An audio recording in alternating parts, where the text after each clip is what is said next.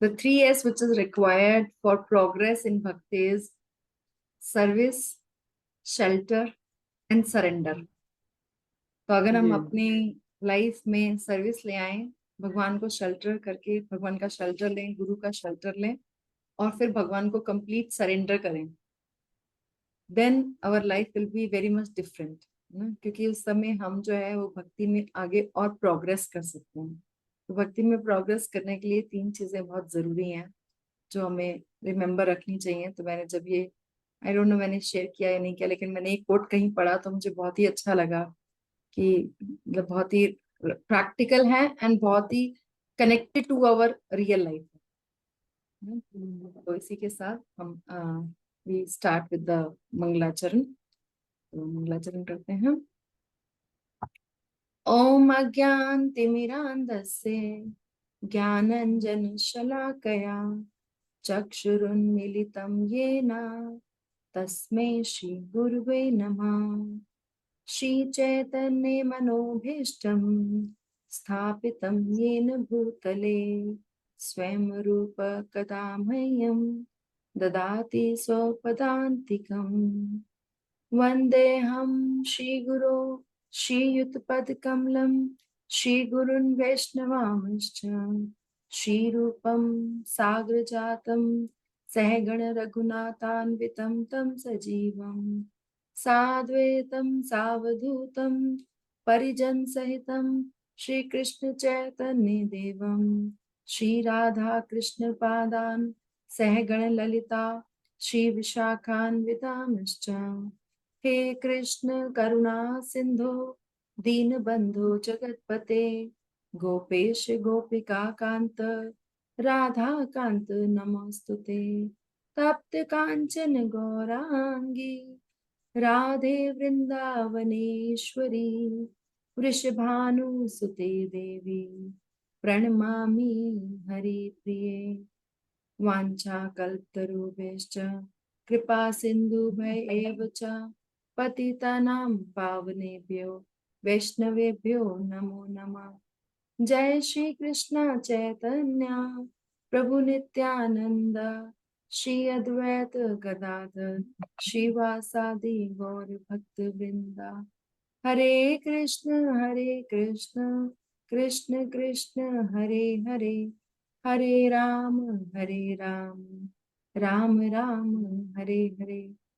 हम श्री श्री राधा गोविंद देव जी के चरणों में ये प्रार्थना करते हैं, श्री गुरुजन के चरणों में ये प्रार्थना करते हैं कि हम भक्ति में लगे रहें, भक्ति के पथ पे आगे बढ़ते रहें और जो भगवत गीता हम पढ़ रहे हैं उसको हम अच्छे से अंडरस्टैंड कर सकें। क्योंकि जो ये भगवत गीता की नॉलेज है ये बहुत अचिंत्य है और इतनी आसानी से समझ में नहीं आती है, क्योंकि आजकल जो हम पढ़ रहे हैं दैट इज आत्मा के लेवल पे जो हम बात कर रहे हैं उसको हम पढ़ते हुए कई बार हमें ऐसा लगेगा कि बोरिंग है, या कई बार हमें ऐसा लगेगा कि हम इतना क्यों पढ़ रहे हैं या ऐसे करने की क्या जरूरत है। तो मतलब ये चीजें ना हमें बहुत बार लगती हैं दिमाग में। तो हमें ये देखना चाहिए कि ये भगवान ने वो नॉलेज दी है तो उस नॉलेज को उसी तरीके से और उस सेंस में ग्रास्प कर सके, because it's very difficult as well as it's very simple. It depends upon how we take it ना। तो अगर हम इसको पॉजिटिव माइंडसेट के साथ लेते हैं और ये सोच के लेते हैं कि ये भगवत गीता सच में भगवान ने बोला है, क्योंकि भगवत गीता का पहला कॉन्सेप्ट ये है कि हम भगवान को भगवान माने, देन इट इज सिंपल। लेकिन अगर हमें लगता है कि पता नहीं क्या एक ही बात को बार बार भगवान बोले जा रहे हैं, हमें समझ में आ गया लेकिन एक्चुअली हमें समझ में नहीं है कि हम आत्मा है, हम ये शरीर में हैं। तो इसलिए भगवान उसको इधर से घुमा के उधर से घुमा के कई तरीके से बताएंगे भगवान कि नहीं देखो कैसे कि हम आत्मा है, हम ये शरीर नहीं है। ठीक है, तो सौरभ प्रभु आप श्लोका पढ़ोगे साथ में। मैं अच्छी तरह नहीं देख रहा पूरा। इधर बगल में आपकी फोटो आ रही है, इधर बगल में वो आ रहा है। ओके, मैं इसको एक बार दोबारा से स्क्रीन शेयर करती हूँ, just give me 1 second, I share it again.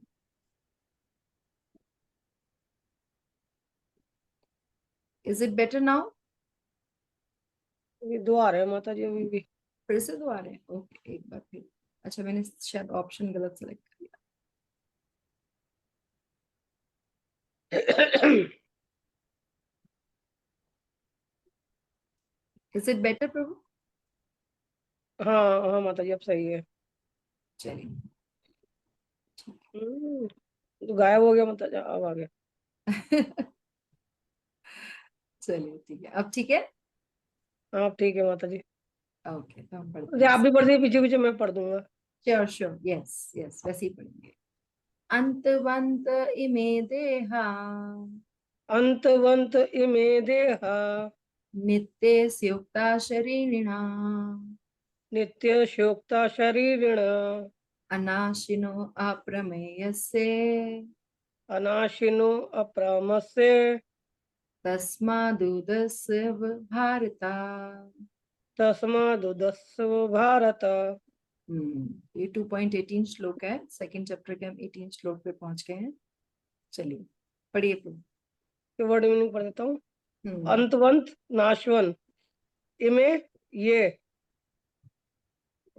माता जी थोड़ा ऊपर कर दीजिए। हाँ। हम्म ये सब दे ये सब देहा भौतिक शरीर हम्म सॉरी नित्य नित्य स्वरूप उक्ता कहे जाते हैं।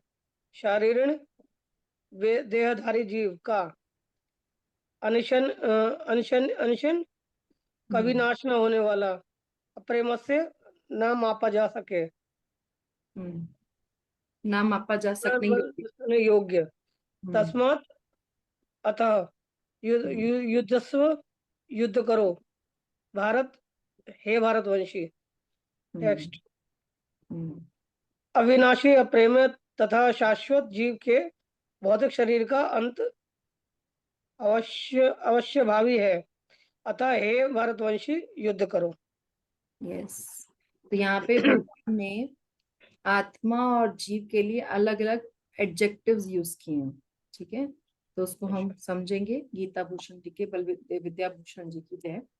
तो जीव के शरीर का जो स्वभाव है वो नाशवान है। ठीक है, भगवान दोनों का जो है डिफ्रेंशिएट बता रहे हैं, और दोनों को साथ साथ लेके चल रहे हैं कि जो हमारी बॉडी है उससे तो नष्ट होना ही है।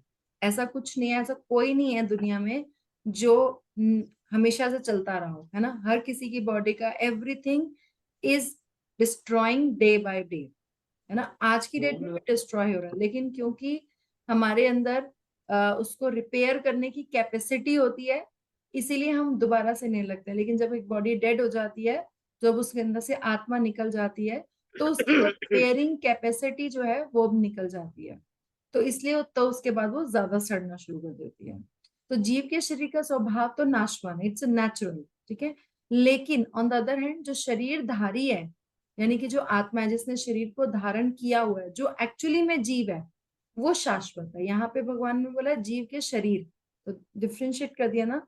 और लेकिन जो शरीरधारी जीव, दोनों में डिफरेंस हो गया।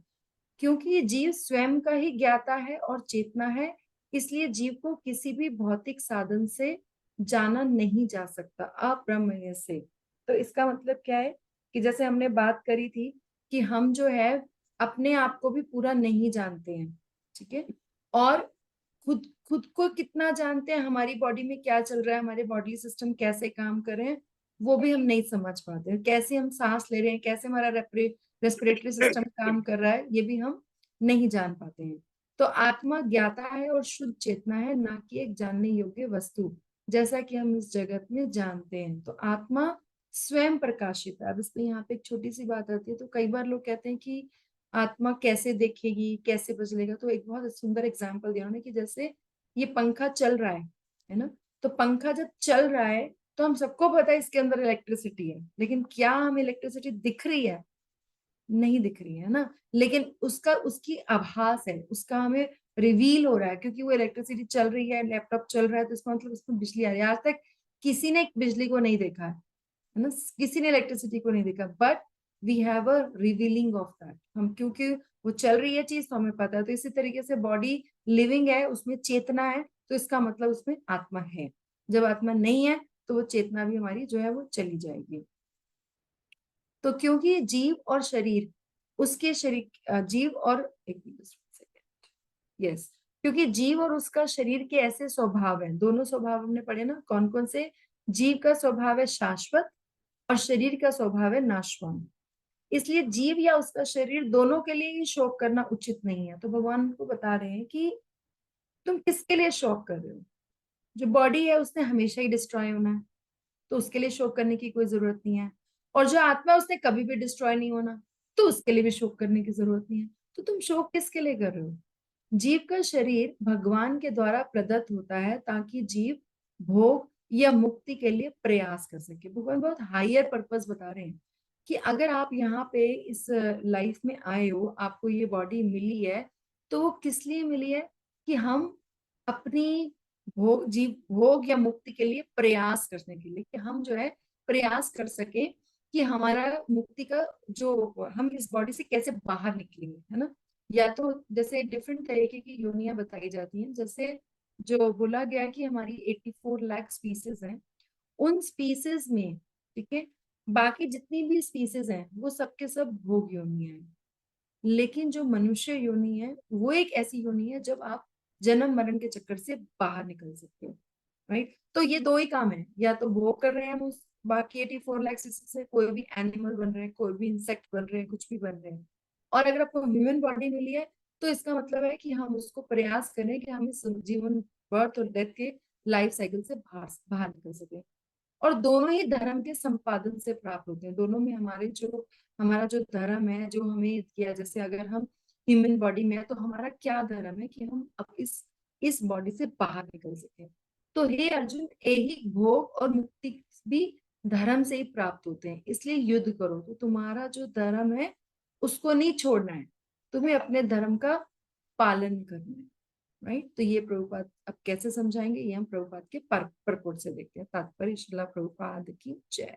पढ़िए सर। भौतिक शरीर स्वभाव से नाशवान है, यह तत्क्षण नष्ट हो जाता है और 100 वर्ष बाद भी यह केवल समय की बात है। इसे अनंत काल तक बनाए रखने की कोई सॉरी बनाने की कोई संभावना नहीं है। किंतु आत्मा इतनी सूक्ष्म है कि इसे शत्रु देख भी नहीं सकता, मारना तो दूर रहा। जैसा कि पिछले श्लोक में कहा गया है, यह इतना सूक्ष्म है कि कोई इसे मापने की बात सोच भी नहीं सकता।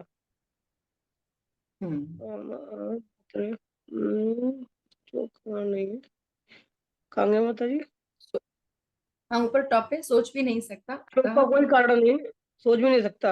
अतः दोनों ही दृष्टि से शोक का कोई कारण नहीं है, क्योंकि जीव जिस रूप में है, ना तो उसे मारा जा सकता है, ना ही शरीर को कुछ समय तक या स्थायी रूप से बचाया जा सकता है। पूर्ण आत्मा के सूक्ष्म कण सूक्ष्म। अपने सूक्ष्म सूक्ष्म कण अपने धर्म में अपने कर्म में अनुसार अपने कर्म के अनुसार ही ये शरीर धारण करते हैं। अतः धार्मिक नियमों का पालन करना चाहिए। वेदांत सूत्र में जीव का एक मिनट वेट दिस वेट।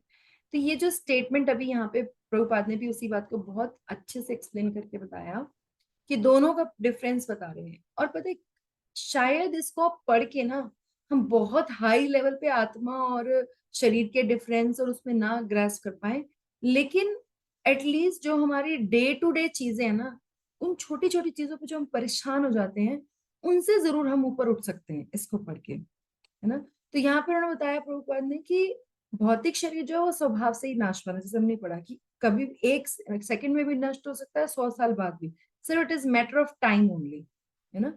तो और अनंत का हम कोई बॉडी ऐसी नहीं है जो अनंत काल तक पड़ी हुई है हमारे सामने। हमारे आसपास के लोग, हमारे पेरेंट्स, हमारे घर के ही लोग धीरे धीरे चले जाते हैं, राइट। और सुनने में भी लोग चले जाते हैं, लेकिन जो सोल है वो इतनी स्मॉल है कि कोई देख भी नहीं सकता। तो जब कोई देख ही नहीं सकता, माप ही नहीं सकता, तो उसको कोई मारेगा कैसे, राइट। तो प्रभुपाद भी वही बात समझा रहे हैं कि दोनों ही पॉइंट ऑफ व्यू अगर आप लो, कि जो जिस फॉर्म में है उसको कुछ नहीं किया जा सकता, और एक है जो शरीर है उसको डिस्ट्रक्शन होना ही होना है, चाहे आप कुछ भी कर लो।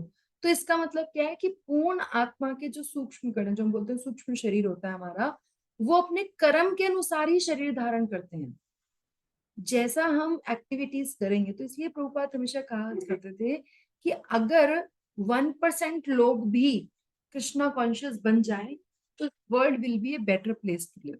व्हाई? बिकॉज यहाँ पे कर्म का सिद्धांत सिखाया जाता है। कि जैसा हम कर्म करते हैं हमें वैसी ही बॉडी मिलती है। किसी को मांस खाना बहुत पसंद है, नॉनवेज वो बहुत करा, तो फिर अगले जन्म में वो एनिमल ही बनता है, ऐसा एनिमल बनता है जो मांस ही खाता रहता है, राइट। तो और गरुड़ पुराण में भी हमने देखा है, सुनते हैं हम लोग कि पूरे बताया हुआ है कि कैसा कर्म करते हैं तो फिर कैसा होता है, या नरक में कैसा होता है। तो जो भी हमें बॉडी मिल रही है, जो भी आज हम जिस देश काल परिस्थिति में है, जिस भी सर्कमस्टांसेस में है, या कोई भी हमारे साथ कुछ भी कर रहा है, तो वो हमारे कर्मानुसार। तो इसीलिए हमें उसके लिए किसी से रोष करने की जरूरत नहीं है कि इसने ऐसा क्यों कर दिया, इसने वैसा क्यों कर दिया, क्योंकि everything is happening as per अवर कर्मा। हाँ ये जरूर है कि जब हम भक्ति करते हैं तो हमें, क्योंकि ये बात पता चल जाती है, तो हम इसलिए दूसरे पे दोषारोपण नहीं करते हैं, तो हम कर्मा के ऊपर एक अपना और कर्मा क्रिएट नहीं करते हैं, तो फिर धीरे धीरे हमारी जो स्लेट है वो क्लीन हो जाती है, and when we are out of this, हमारा सब जीरो हो गया, then we go back to God. ठीक है। तो इसीलिए जो हमें धार्मिक जो नियम है उनका पालन करना चाहिए। जो वेदांत सूत्र है उसमें बताते हैं जीव को प्रकाश बताया गया है। ठीक है, हम जैसे कहते हैं ना, आप किसी से बात करोगे तो बोलते हैं कि जीव का एक लाइट, हम सब एक लाइट से आए हैं। ठीक है, यस प्रभु जी आगे बढ़िए। इस प्रकार सूर्य का प्रकाश सारे ब्रह्मांड का पोषण करता है, उसी प्रकार आत्मा के प्रकाश से इस भौतिक देह का पोषण होता है। जैसे ही आत्मा इस भौतिक शरीर से बाहर निकल जाता है, शरीर सड़ने लगता है, अतः आत्मा ही शरीर का पोषक है।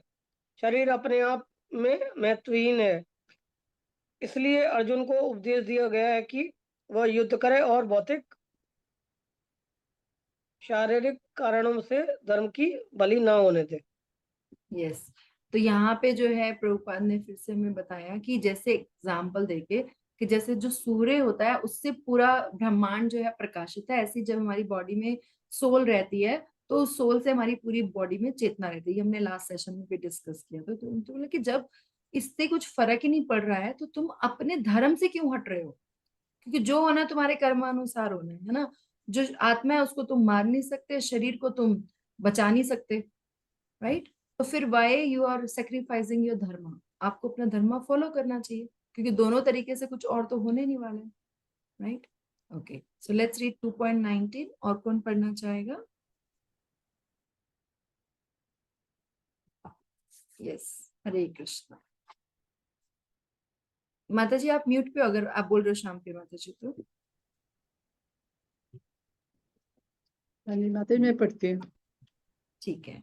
या या एनम वेत्ति हंतारम, या एनं वेति हन्तारं यश्चेनम मन्यते हतम, यश्चेचनम् अन्यत् मन्यते हतम् उभौ तौ न विजिनितो विजानितो, उभो तो न विजानीतो नायम हन्ति न हन्यते।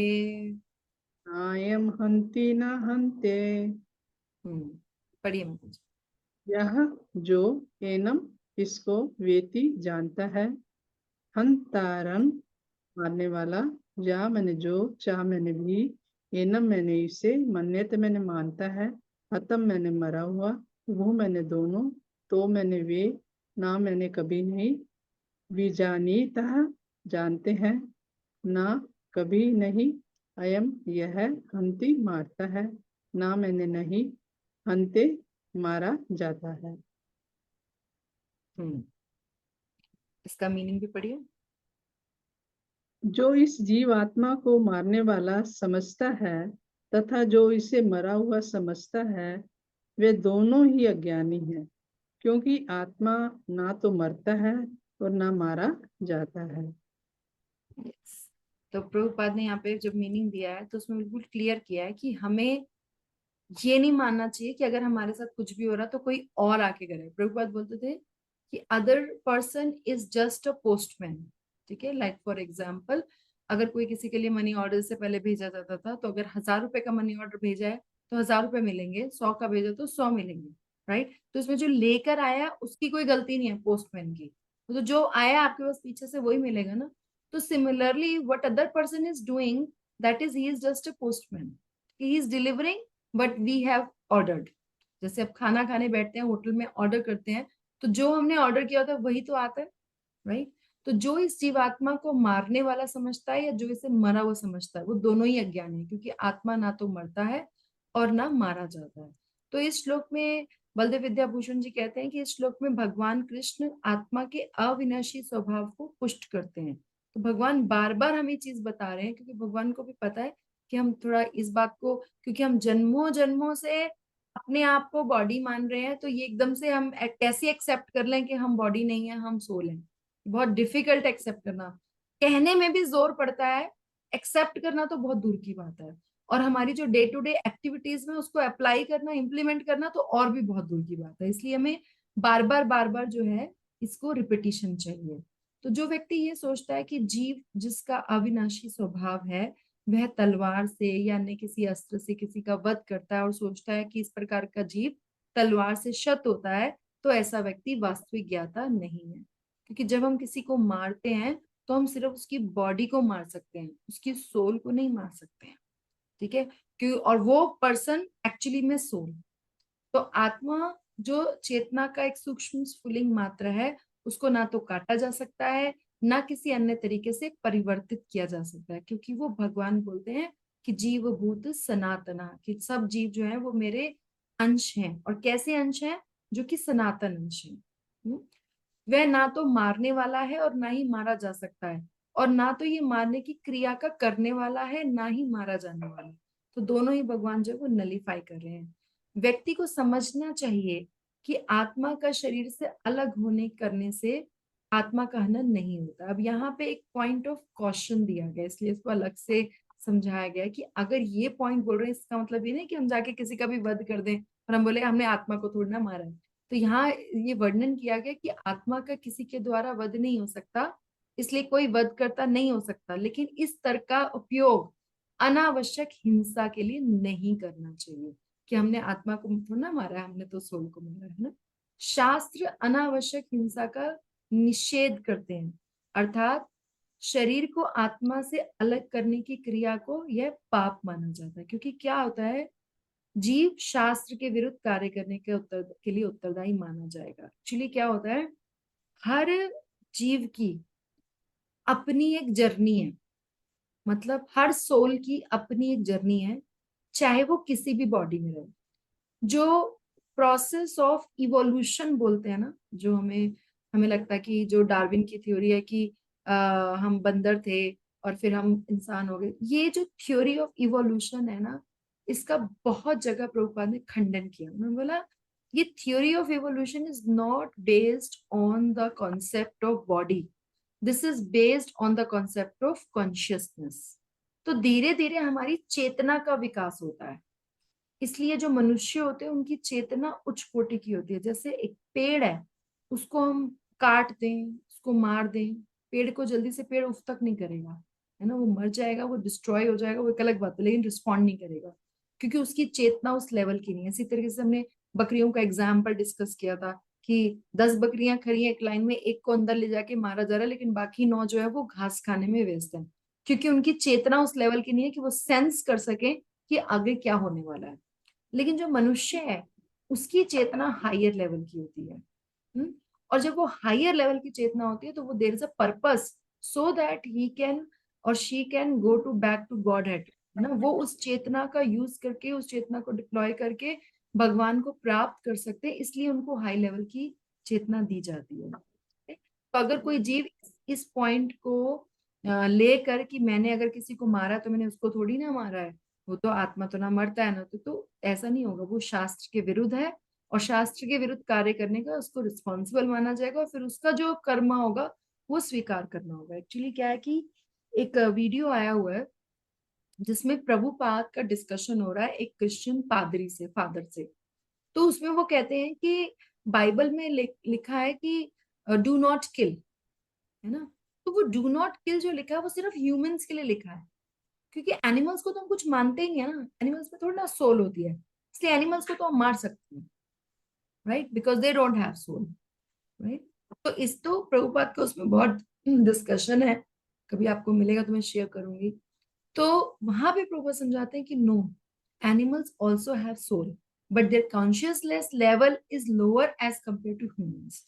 तो वहां प्रभुपाद समझाते हैं। तो लोग जो नॉनवेज खाते हैं उनको लगता है कि एनिमल्स को क्या फर्क पड़ता है, वो कुछ कह थोड़ा ना रहे हैं, तो हम उन्हें मार सकते हैं अपनी टेस्ट के लिए। ठीक है, तो श्रुतियां भी इस प्रकार के वचन को कहती हैं।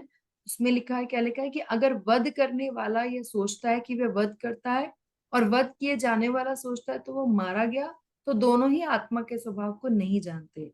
वह ना तो मारा गया ना किसी ने मारा, ये उपनिषद में लिखा है, कठोपनिषद में।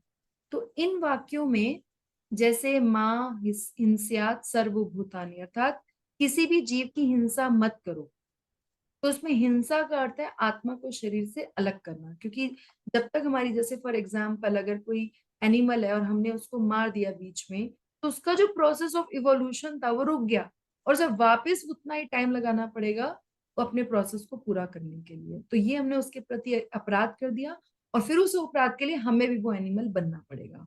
मांस, मांस का मतलब कॉन्ट्रैक्ट हो गया एक एनिमल में और हमारे में, कि जिसने खाया उसको दोबारा वापस, कि now you are killing me, next time I will kill you. तो एग्रीमेंट हो गया। तो यह वाक्य आत्मा को वध करता है ऐसा प्रमाणित नहीं करता, क्योंकि आत्मा जिसका वध नहीं हो सकता वह शरीर से अलग करने के बाद भी अपना अस्तित्व बनाए रखता है। ठीक है, और हिंसा की अगर हम बात करें तो हिंसा भी हमारी जो है वो 3 स्तर पर होती है। एक शरीर के स्तर पर, जिसको जब हम किसी को बॉडीली हर्ट करते हैं। एक मन के स्तर पर, जब हम किसी को बुरा भला कहते हैं उसको मन में दुख होता है। और तीसरा है आत्मा के स्तर पर। आत्मा के स्तर पर हिंसा का मतलब है अगर हम किसी की सोल को सुपर सोल से कनेक्ट नहीं करते हैं, किसी भी जीवात्मा को भगवान से कनेक्ट नहीं करते हैं, तो हम उनके प्रति हिंसा कर रहे हैं। ठीक है, तो ये शास्त्रों में बताया गया है। आगे एक जगह पटपट में भी प्रभुपाद ने लिखा हुआ है किसी और श्लोक में, एक बार मैंने पढ़ा था तो मैं आपसे शेयर कर रही हूँ। यस, तो हम तात्पर्य पढ़ते हैं। तात्पर्य श्रील प्रभुपाद की जय। यस माता जी, पढ़िए।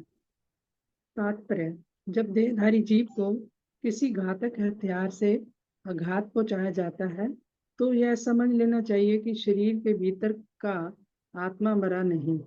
आत्मा इतना सूक्ष्म है कि इसे किसी तरह के भौतिक हथियार से मार पाना असंभव है, जैसा कि अगले श्लोकों से स्पष्ट हो जाएगा। ना ही जीवात्मा अपने आध्यात्मिक स्वरूप के कारण बद्ध है, जिसे मारा जाता है या जिसे मरा हुआ समझा जाता है, वह केवल शरीर होता है। किंतु इसका तात्पर्य शरीर के वध को प्रोत्साहित करना नहीं है। वैदिक आदेश है मां हिंसा या सर्वभूतानि, किसी भी जीव की हिंसा ना करो। ना ही जीवात्मा अवध्य है का अर्थ यह है कि पशु हिंसा को प्रोत्साहन दिया जाए। किसी भी जीव के शरीर की अनधिकार हत्या करना निंदे है और राज्य तथा भगवत विधान के द्वारा दंडनीय है।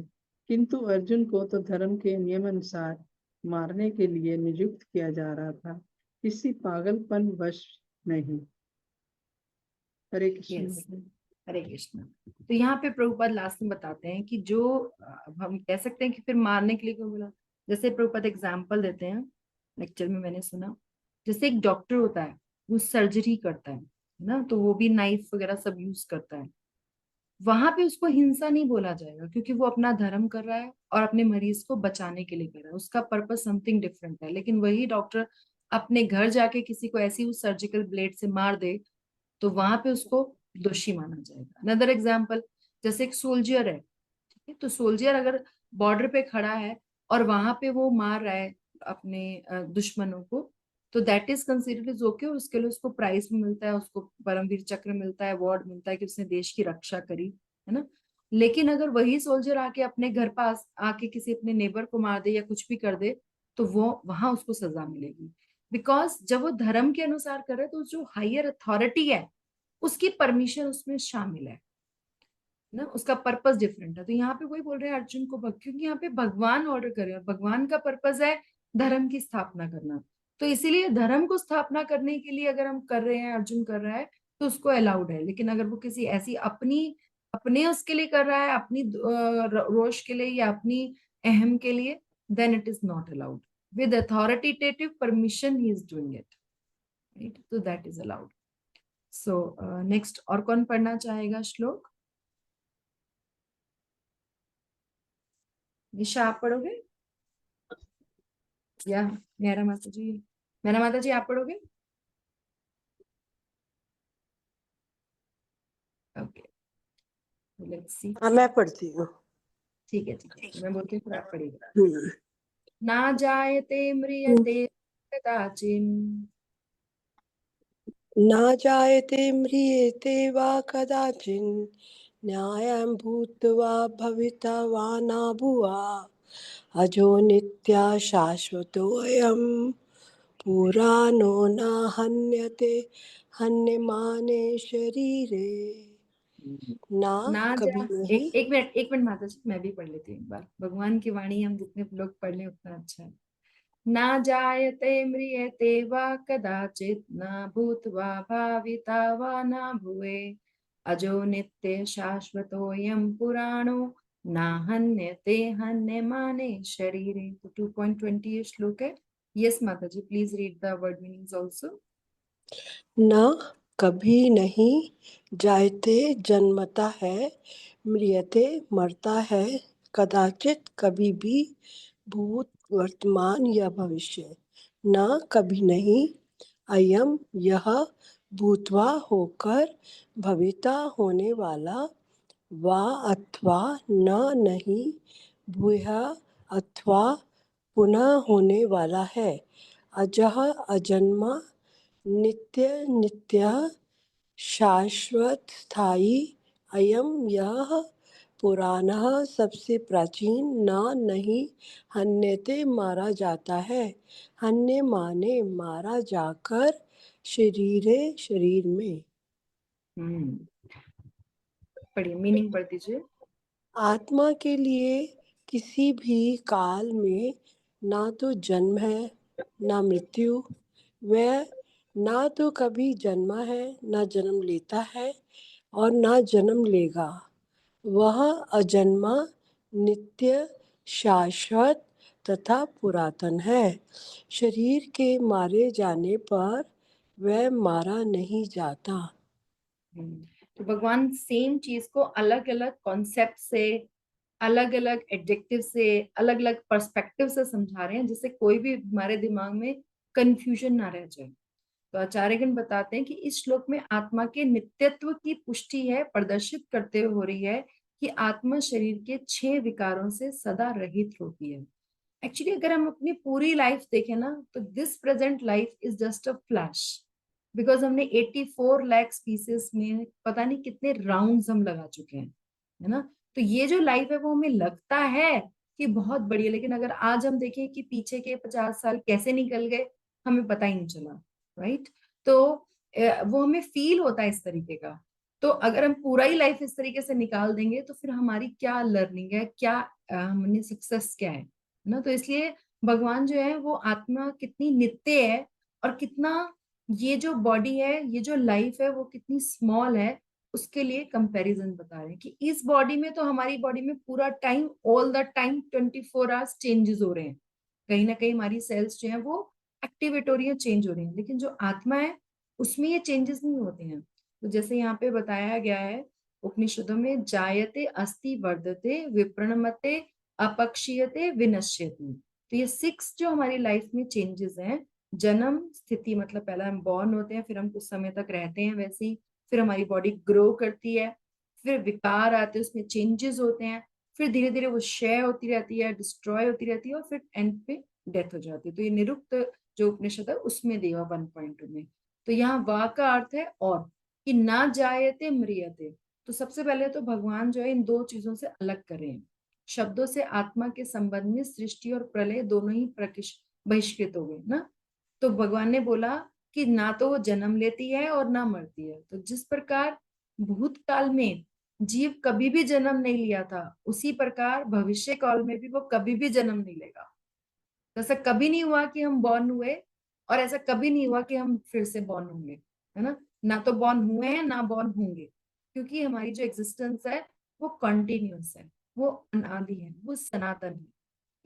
ठीक है। तो ये अगर हम एक पर्सपेक्टिव अपने दिमाग में रखें ना, तो हम कुछ भी करने से पहले सोचेंगे। तो यह इंगित करता है कि जीव एक और जन्म नहीं लेगा और एक और स्थिति धारण नहीं करेगा। जैसे कि अस्थि शब्द ना, जो यहाँ पे अस्थि शब्द है, उससे हमें सूचित हुआ था।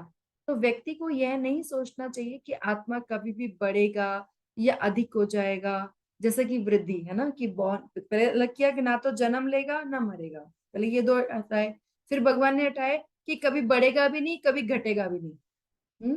तो शरीर के संबंध में अर्थात अपनी वास्तविक स्थिति से वह अधिक यह बढ़ता नहीं है, तो ना भूए बढ़ता भी नहीं है।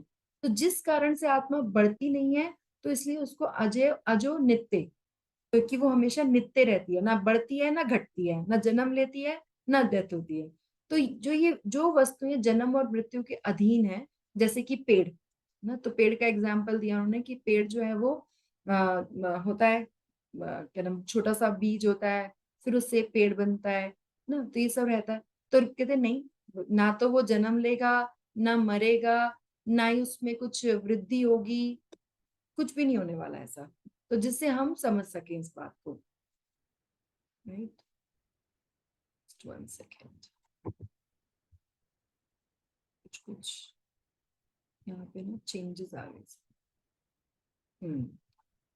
तो इस तरीके से पेड़ का एग्जाम्पल दिया, क्योंकि जीव का ना तो जन्म होता है ना मृत्यु, अतः वो अजो नित्य है और इस कारण से वह वृद्धि भी नहीं करता ना भूए, शाश्वत। फिर बोला गया कि ये शाश्वत है।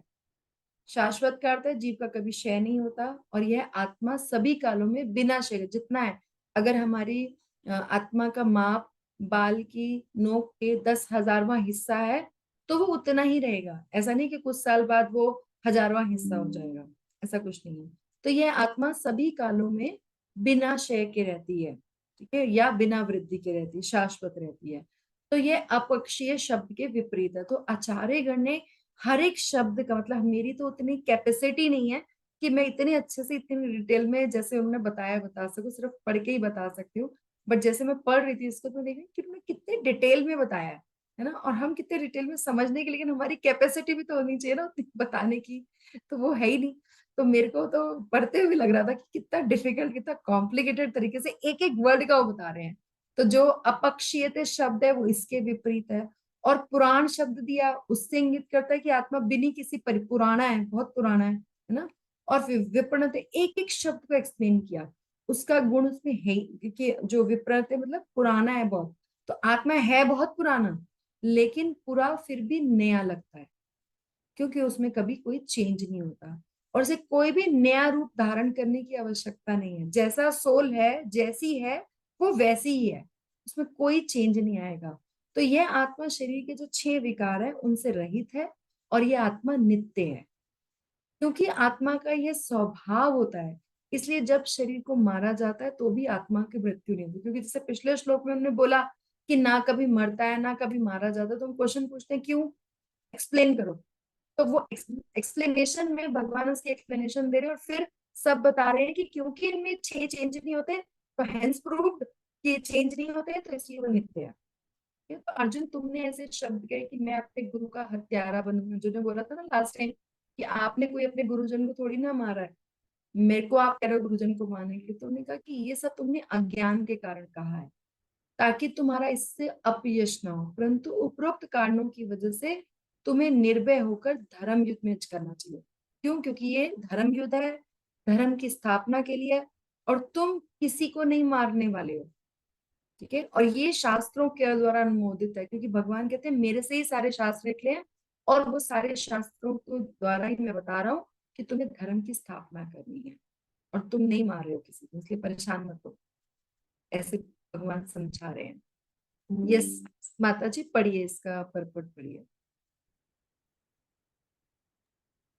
गुणात्मक दृष्टि से परमात्मा का अनुअंश परम से अभिन्न है। वह शरीर की भांति विकारी नहीं है। कभी कभी आत्मा को स्थायी या कूटस्थ कहा जाता है। शरीर में 6 प्रकार के रूपांतर होते हैं। वह माता के गर्भ से जन्म लेता है, कुछ काल तक रहता है, बढ़ता है, कुछ परिणाम उत्पन्न करता है, धीरे धीरे क्षीण होता है और अंत में समाप्त हो जाता है। किंतु आत्मा में ऐसे परिवर्तन नहीं होते। आत्मा अजन्मा है, किंतु चूंकि ये भौतिक शरीर धारण करता है, अतः शरीर जन्म लेता है। आत्मा न तो जन्म लेता है न मरता है। जिसका जन्म होता है उसकी मृत्यु भी होती है। और चूंकि आत्मा जन्म नहीं लेता, अतः उसका ना तो भूत है, न वर्तमान, न भविष्य। सॉरी, एक सेकंड। वह नित्य एक ही सेकंड, सॉरी। आप किसी से बात कर रहे हो? नहीं, मैं पढ़ रही हूँ। वह एक मिनट बेटा। वह नित्य, शाश्वत तथा सनातन है, अर्थात उसके जन्म लेने का कोई इतिहास नहीं है। जैसे शरीर के प्रभाव में आकर आत्मा के जन्म मरण आदि का इतिहास खोजते हैं, आत्मा शरीर की तरह कभी भी वृद्ध नहीं होता। अतः तथा कथित वृद्ध पुरुष भी अपने में बाल्यकाल या युवावस्था जैसी अनुभूति पाता है। हाँ, एक मिनट माता जी, ये हम बहुत सुनते हैं ना। जैसे हम लोग ये कहते हैं ना, चाहे हम कितने भी बड़े हो गए, हमारी बॉडी तो पूरी चेंज हो गई, लेकिन हमारी फीलिंग्स चेंज नहीं हुई है ना, हमारे इमोशंस चेंज नहीं होते हैं। हम जैसा सोचते हैं वो हम चेंज नहीं हुए है ना, हम वैसे ही हैं। हम कैसे अपने आप को मानते हैं कि हम वही हैं जो हम 10 साल पहले थे? क्योंकि हमारा मन तो वैसे ही है, हमारी आत्मा वैसी है।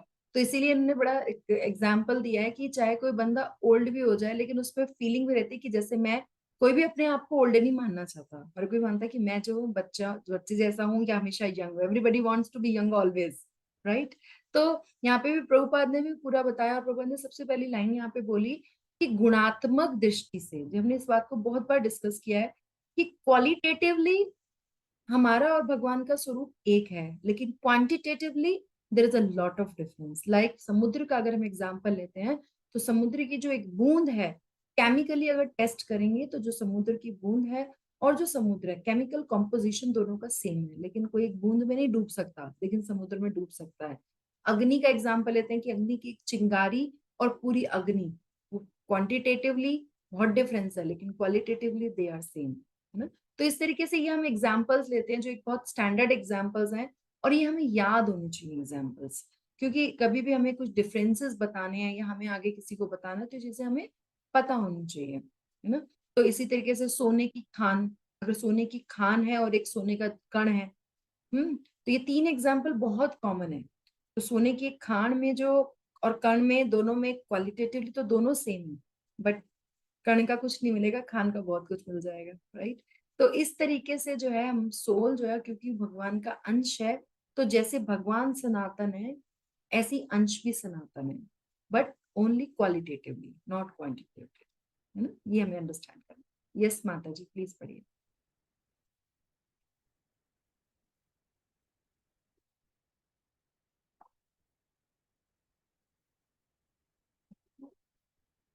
Okay, मैं ही पढ़ देती हूँ, शायद माता जी कहीं ऑक्युपाइड हो गए। शरीर के परिवर्तनों का आत्मा पर कोई प्रभाव नहीं होता। हमारी बॉडी में चेंजेस होते रहते हैं, लेकिन हम इंटरनली वैसे ही रहते हैं। तो इंटरनली का क्या मतलब है?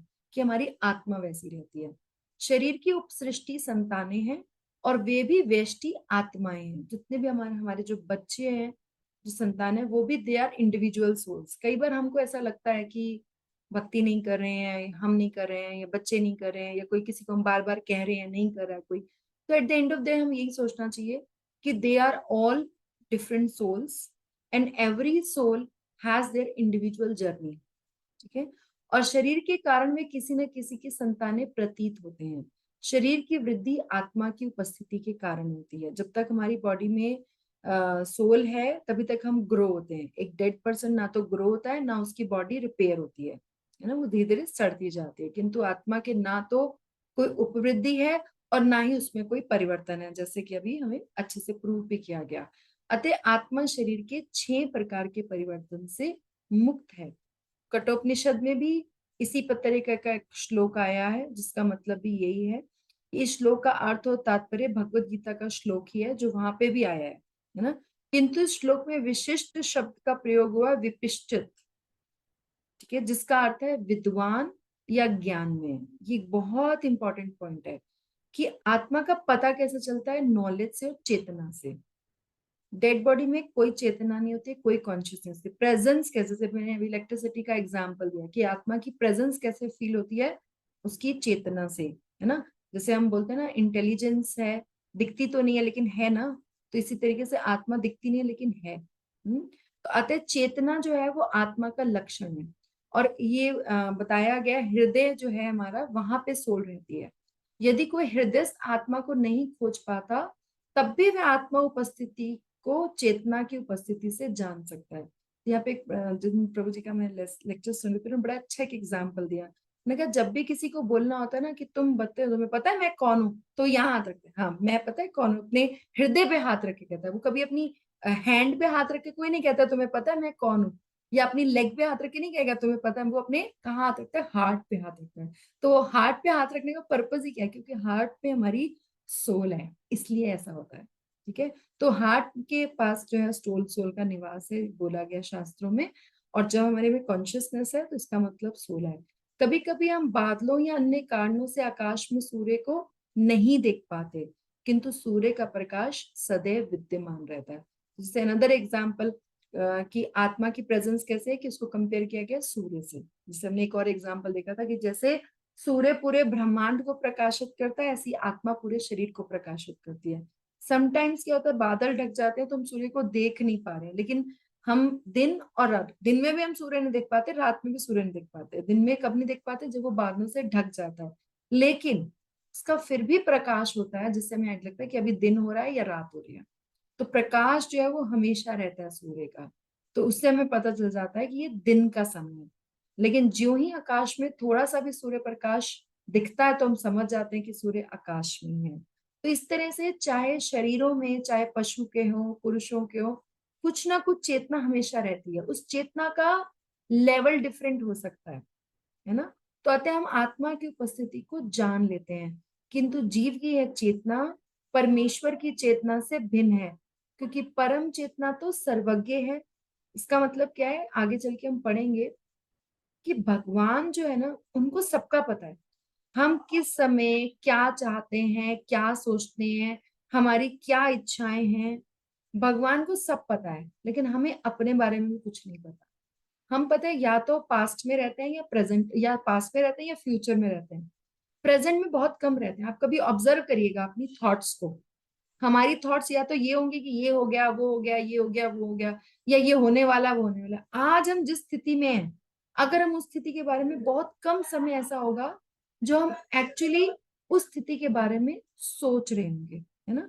वी आर ऑलवेज इधर पास्ट और इन फ्यूचर, लेकिन भगवान पास्ट, प्रेजेंट, फ्यूचर सब जानते हैं। और हम सिर्फ अपने बारे में भी पूरा नहीं जानते हैं, और भगवान सबके बारे में पूरा जानते हैं। किंतु जीव की यह चेतना परमेश्वर की चेतना से भिन्न है, क्योंकि परम चेतना क्या है, वो सर्वज्ञ है, भूत, वर्तमान और भविष्य के ज्ञान से पूर्ण है कि होने क्या वाला है। वेष्टि जीव की चेतना विस्मरणशील है। वेष्टि का मतलब होता है इंडिविजुअल। जो एक इंडिविजुअल पर्सन जो सोचता है ना, हम भूल जाते हैं। हम बहुत सारी चीजें मुझे तो याद नहीं रहती है ना। और कई बार क्या होता है, आगे चल के भगवान बोलेंगे 15 में, मतलब 15 चैप्टर का 15 श्लोका में, कि मैं स्मरण करने की शक्ति भी मैं ही देता हूँ और भूलने की शक्ति भी मैं ही देता हूँ। और भूलने की शक्ति भी बहुत इंपॉर्टेंट है। जैसे हमारी लाइफ में कोई मिस हैपनिंग हो जाए, या अगर पिछला ही जन्म है ना, अगर हमें याद रहे, तो कितना कॉम्प्लिकेटेड हो जाएगा ना। हम अपने आप को, जैसे कई लोग जिनको पिछला जन्म अपना याद होता है, उनको रिलेशनशिप्स याद होते हैं, है ना, हम वो उस रिलेशनशिप से बाहर ही नहीं आ पाते। तो भूलने की शक्ति भी अच्छी होती है। ठीक है, तो जब वह अपने वास्तविक रूप को भूल जाता है, तो उसे कृष्ण के उपदेशों से शिक्षा, प्रकाश और बोध प्राप्त होता है। लेकिन अगर हमें ये बात जरूर याद होनी चाहिए कि हमें वापस कहाँ जाना है।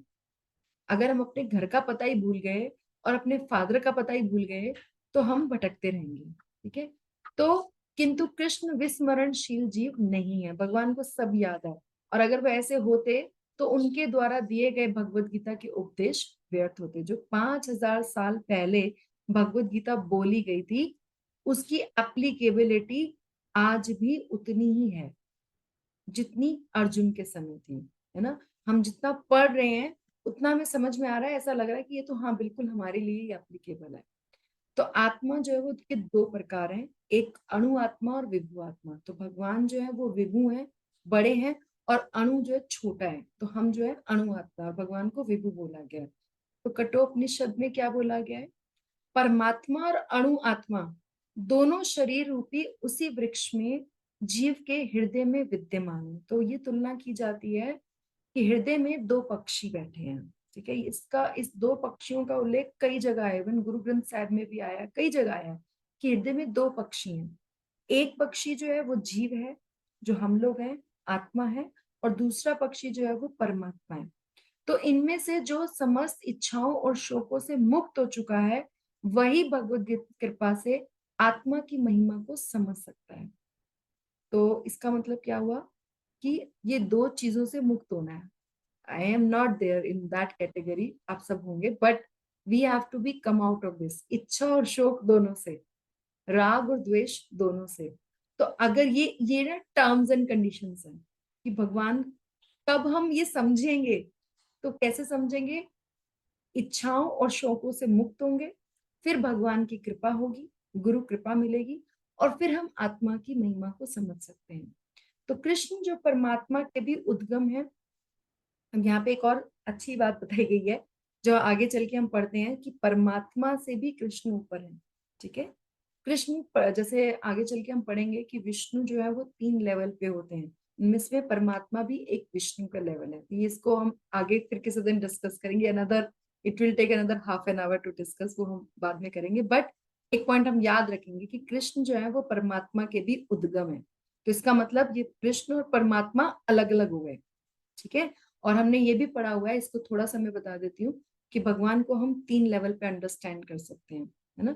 एक तो ज्योति के लेवल पे जो ब्रह्म ज्योति आती है, दूसरा हर एक जीव में जो आत्मा के साथ परमात्मा है, ये वो वाले परमात्मा की बात की जा रही है, और तीसरा भगवान Shri Krishna himself, Lord Krishna himself.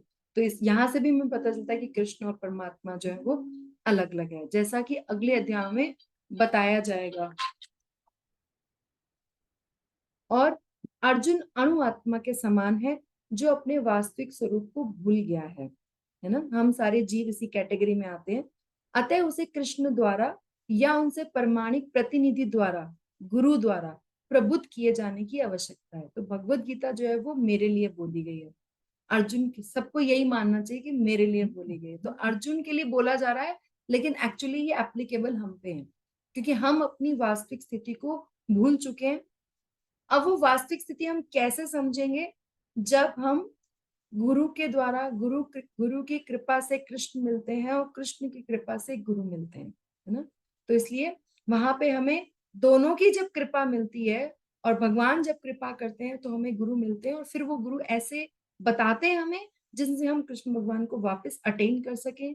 हमारा और भगवान का क्या रिलेशनशिप है, हम उसको अंडरस्टैंड कर सकें और वापस बैक टू गॉडहेड जा सकें, और हम अपनी ओरिजिनल पोजीशन को समझ सकें।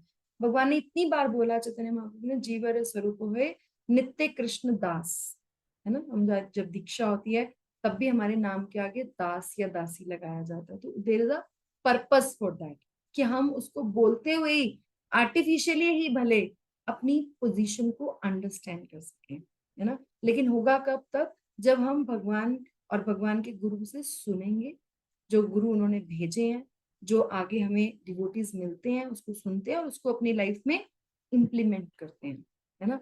तो हम ये जो ज्ञान है, जो कॉम्प्लिकेटेड है थोड़ा सा, बात एक बहुत सिंपल सी है, बट क्योंकि वो हमारी बुद्धि में बैठ नहीं रही है, इसलिए भगवान जो है वो बार बार उसको समझा रहे हैं, और आचार्य गण भी समझा रहे हैं। और जब तक हम सुन रहे हैं तब तक तो ठीक है। After some time immediately we start feeling that कि we start acting on different planes, at least I act on different plane। तो इस चीज को हमें अंडरस्टैंड करना है और अपनी लाइफ में इसको लेकर आना है, राइट। तो अभी मैं आप सबसे रिक्वेस्ट करूंगी कि आप सब एक एक लाइन में, दो दो लाइन में बताइए कि हमने क्या क्या लर्न किया आज, क्या हमने ग्रैस्प किया, व्हाट इज योर अंडरस्टैंडिंग। तो हम उसको एक रिवीजन टाइप हो जाएगा। So please share one by one. Yes, Manish Prabhu आप कुछ कहना चाहेंगे?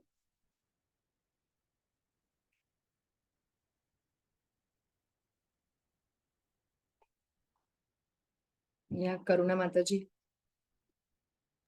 Please Hare share Krishna your माता जी, थॉट्स। मैंने सॉरी बहुत लेट ज्वाइन किया आज ना, तो अच्छा लास्ट वाला ही सुन रही थी, बस ज्यादा तो नहीं सुना, तो इस दिन जी, आज नहीं बता पाऊंगी कुछ भी। चलिए कोई बात नहीं, नेक्स्ट टाइम टाइम से ज्वाइन करिएगा। हाँ जी माता जी, Hare Krishna. I am uploading the recordings, तो आप लोग रिकॉर्डिंग्स भी देख सकते हो, so that you come up with that whenever you ठीक है गेट माता टाइम। जी। हाँ जी। बट एक रेगुलर क्लास अटेंड करना इज इक्वली इम्पोर्टेंट। ओके माता जी। यस मनीष प्रभु, प्लीज से। हरे हरे कृष्णा माता जी, दंडवत प्रणाम। जी। माता जी, आज का तो इनटेक यही है मोस्टली कि हमें मतलब मन का थोड़ा सा कंट्रोल करना चाहिए, और जो हमारी भौतिक चीजों को छोड़ के थोड़ा सा आध्यात्मिक की तरफ हमें जाना चाहिए। हमें आध्यात्मिक, जैसे श्री कृष्ण ने अर्जुन को भी कहा कि आप ये भौतिक चीजों का ज्ञान ना लेकर उसको एक आध्यात्मिक दृष्टि से देखो कि क्या क्या आपका कर्तव्य है, क्या कर्म है, उस कर्तव्य के हिसाब से आप चलो। तो एक तो ये वाला पॉइंट मेरे को थोड़ा सा ठीक लगा। दूसरा, आपने जो बताया सोल्जर का एक एग्जाम्पल दिया कि वो जब अपने कर्तव्य पे है तो ही इज डूइंग, अगर वो किसी को मार भी देता है तो वो उसके लिए वो कोई भी उस पे पेनल्टी नहीं होगी। इसीलिए इसीलिए अर्जुन को कहा है कि अर्जुन आप युद्ध करो, क्षत्रिय का धर्म है कि युद्ध करना है, अपने कर्तव्य का पालन करना है। तो हमें मानव जीवन को भी, हमें ये नहीं है कि हमें सारे दिन भौतिक चीजों के पीछे लगे रहना है। हमें भी थोड़ा सा आध्यात्मिक की तरफ जाना है, क्योंकि हमारा जो जन्म हुआ है, जो जन्म हमारा है, वो मतलब इसी चीज के लिए नहीं हुआ। हमें मतलब अपने कर्तव्य करते हुए भगवान के धाम जाना है। तो ये मेरा थोड़ा सा इंटेक था आज का। बिल्कुल सही, बहुत बढ़िया, बिल्कुल बहुत अच्छे से, बस यही हमें इनटेक करना है। यस। मेरा माता जी, आप कुछ कहना चाहोगे? ओके, पहले सौरभ प्रभु से सुन लेते हैं। सौरभ प्रभु बोलिए, बोलिए, अनम्यूट करिए। माता जी, दंडवत प्रणाम। हरे कृष्ण। आज का लेक्चर बहुत ही अच्छा था माता जी।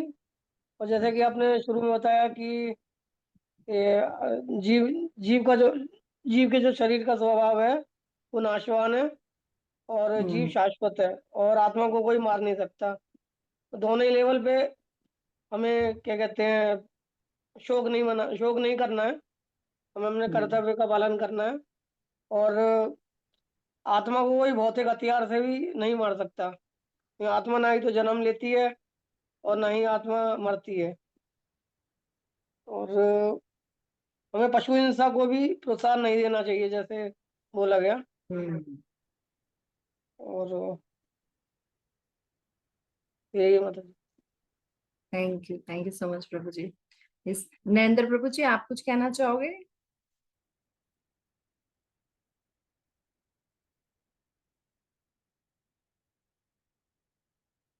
ओके। और के मेरा माता जी, आप कुछ बोलोगे? श्याम प्रिय माता जी। ये हरे कृष्णा, दंड प्रणाम ललित माता जी। प्रणाम। ये मैं जो आप बताया ना प्रभुपाद ने कि जीव और आत्मा, परमात्मा जो है वो ऐसे अंदर बैठे हैं दो पक्षी की तरह।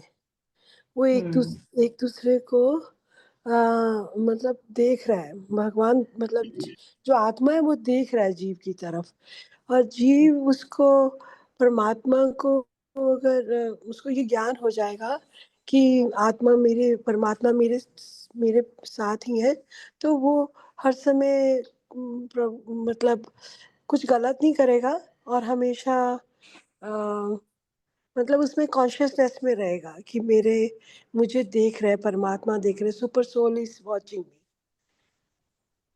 Right, that's correct. सो परमात्मा जो है वो आपको देख रहा है। यस, बिल्कुल। यस, श्याम प्रिय माता जी। देखिए सर, माता जी अभी आपने शरीर और आत्मा का भेद बताया है। आत्मा शाश्वत है और शरीर नाशवान। ये हमें धर्म सिखाता है। लेकिन जैसे आपने एक एग्जांपल दिया सैनिक का, कि सैनिक की जो धर्म है अपने फाइट करना अपने शत्रुओं के लिए, और अगर वही अपने घर में आकर किसी पड़ोस में अ, किसी से फाइट करके उसको मार देता है, तो ये उसका धर्म नहीं है, ये उसका अपराध है। तो ऐसा नहीं होना चाहिए, तो क्योंकि ये लीगल नहीं है। और माता जी एक आपने ये भी बताया था कि शास्त्र में भी इसका विरोध किया गया है कि हम किसी भी ये सोचें कि हम आत्मा तो मरती नहीं है, वो शाश्वत है, हम उसको किसी को मर्जी मार दें, जानवर को मार दें, किसी को मार दें, तो ये भी शास्त्र हमें अलाउ नहीं करते कि हम किसी की जीव की हत्या करें, चाहे वो पशु योनि में हो या किसी में हो। अगर पशु योनि की हम हत्या करते भी हैं तो फिर हमें वो पशु योनि प्राप्त होगी। यस, ये ये अभी हमने बड़ा ही माता जी इसमें जो 3 जो श्लोक पढ़े हैं, बड़े इम्पोर्टेंट श्लोक हैं, जिसमें आत्मा और शरीर का भेद बताया गया है।